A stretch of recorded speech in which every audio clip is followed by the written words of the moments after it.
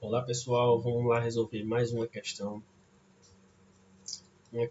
de termometria. Vamos dar uma olhada aqui com cuidado. A figura reproduz uma gravura do termoscópio de Galileu, um termômetro primitivo por ele construído no início do século XVI. No termoscópio, o ar é aprisionado no bulbo superior, ligado por um tubo a um recipiente aberto, contendo um líquido colorido. Assim, pode-se concluir que, se a temperatura ambiente subir à altura da coluna do líquido colorido, o que acontece? Então, o que é que a gente tem? A gente tem aqui esse recipiente que está aberto.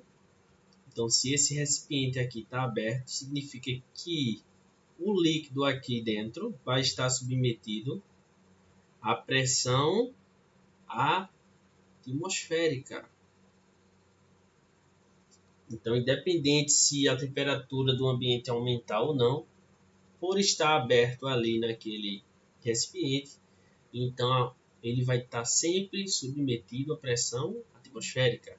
É uma força que empurra o líquido para baixo, de forma que ele tenderia a subir pelo tubo, tá? Então, é uma força que faz com que o líquido colorido suba. A tendência dele é subir. Claro, eu estou falando se ele não chegou ainda no equilíbrio. Uma vez que tenha chegado no equilíbrio, então o líquido ele para de subir. E quando é que ele atinge o equilíbrio?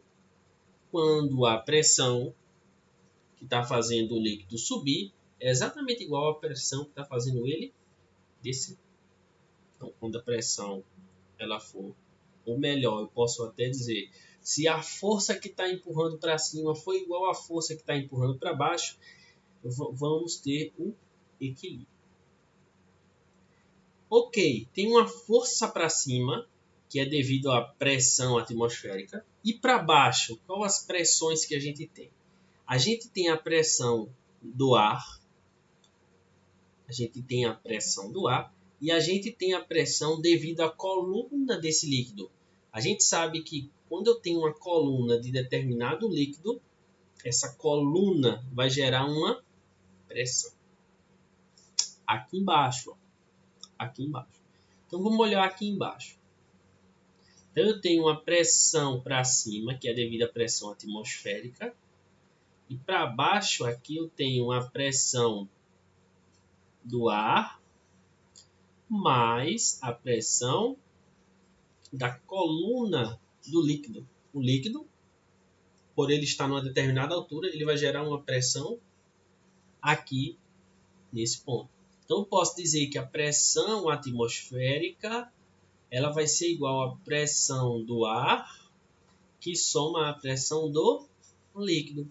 Essa pressão aqui ela não muda, ó, é constante, tá? O que é que aconteceu? A temperatura ambiente ela aumentou. Logo, esse ar que está aqui, ele vai aumentar a sua temperatura. O que acontece com o ar, com volume constante, quando aumenta a temperatura? A gente tem a relação que é PV nRT. Então, considerando o volume constante, o número de mols constante e o R, que é a constante dos gases, quando eu aumento a temperatura, a pressão aumenta. São diretamente proporcionais. Então, o que é que a gente observa?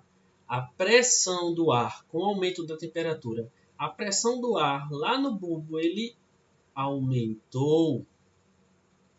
Logo, para essa soma continuar dando a pressão atmosférica, a pressão da coluna do líquido ela diminui. Então, para que a soma da pressão do ar mais a pressão do líquido seja constante, Uma vez que a pressão do ar aumentou, a pressão do líquido diminui. E quando é que a pressão do líquido diminui? Lembrando que a pressão devido à coluna de um líquido é dada pela densidade, aceleração da gravidade e altura. A densidade do líquido não muda, a aceleração da gravidade também não. Então, se houve uma diminuição da pressão devido à coluna do líquido, então certamente foi devido à sua altura. Então, a altura do líquido ela diminuiu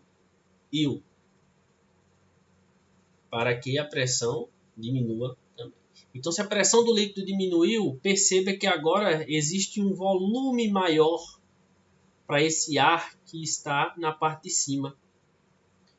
Então, a gente tem como gabarito a letra B. A altura do líquido ela diminuiu, pois aumentam o volume e a pressão do ar contido no tubo. A pressão aumentou devido à temperatura e o volume no qual vai estar o ar aumentou também, porque o volume do líquido, a altura do líquido, ela diminuiu. Então a gente tem como gabarito a letra